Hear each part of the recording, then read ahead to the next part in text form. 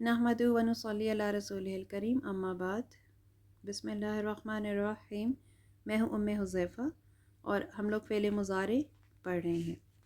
उसका अगला सीगा देखते हैं। फ़ेल मुज़ारे मालूम करने का सीगा वाहिद मुतकल्लिम है। अज़रिबू, इसके शुरू में अलामत मुज़ारे हमज़ा लग जाएगा। अलिफ़ के ऊपर जब हरकत आ जाए, ज़म्मा हो, फ़तह हो या कसरा या जज़म हो तो उसको हमज़ा कहेंगे। इसमें जो ज़मीर होती है छुपी हुई वो अना होती है। मतलब हो जाएगा मैं मारता हूँ, मारूंगा, मैं मारती हूँ, मारूंगी। अज़रिबू का चार्ट देख लें। अज़रिबू सीगा वाहिद मुतकल्लिम है और इसमें फ़ाइली ज़मीर अना है। इसका बाब लिखिए और बाकी सारी तफसील लिख लीजिए। अब ज़मीर मरफ़ू मुत्तसिल क्या होती है उसकी एक रिवीजन हो जाए और उसके बाद हम ये देखेंगे कि फ़ेल मुज़ारे को हाल के साथ मखसूस करना हो तो किस तरह करते हैं। ज़मीर मरफ़ू मुत्तसिल ये वो ज़मीर है जो फ़ेल माज़ी और फ़ेल मुज़ारे के अंदर मौजूद होती है। ये फ़ाइल बनती है और फ़ाइल याद रखिएगा हमेशा मरफ़ू होता है। अगर ये ज़मीर की सूरत में हो तो इसका एराब मुहल्लन होता है। फ़ेल मजहूल हो, जिस तरह हमने माज़ी में फ़ुइला के वज़न पे पढ़ा था, फ़ेल मुज़ारे का वज़न अलग है, वो आगे आएगा। फ़ेल मजहूल हो तो उसी ज़मीर को जो अंदर मौजूद है उसको नाइबुल फ़ाइल कहते हैं। अब जब हम एक जुमला देखते हैं तो उस जुमले में तमाम सीगों का फ़ाइल हर सूरत में सीगे के अंदर मिलेगा मगर ये कि पहले और चौथे सीगे का। पहला सीगा यानी वाहिद मुज़क्कर गायब और चौथा सीगा यानी वाहिद मुअन्नस गायब। अगर तो इन दो सीगों के फ़ाइल मरफ़ू हालत में आपको इबारत में मिल जाते हैं तो फिर तो उन्हें फ़ाइल बना लीजिए और अगर वो नहीं है तो फिर वो ज़मीर फ़ाइल बनेंगी। और ये सिर्फ़ इन्हीं दो सीगों के साथ ये बात मखसूस है कि आप इन्हीं का फ़ाइल पहले और चौथे सीगे का फ़ाइल बाहर ढूंढ सकते हैं। बाकी सीगों के साथ ये नहीं है।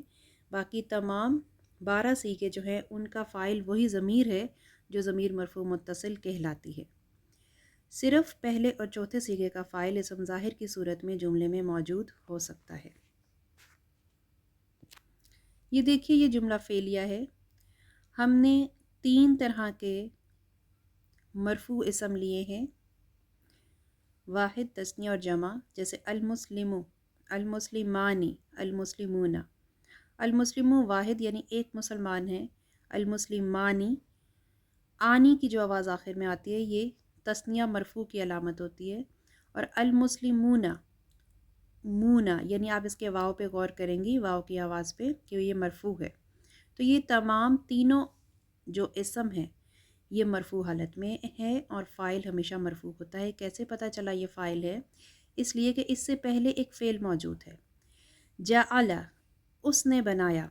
लेकिन हम जानते हैं ये पहला सीगा है तो हम इसके आगे देखेंगे कि क्या कोई इसम मौजूद है मरफ़ू हालत में।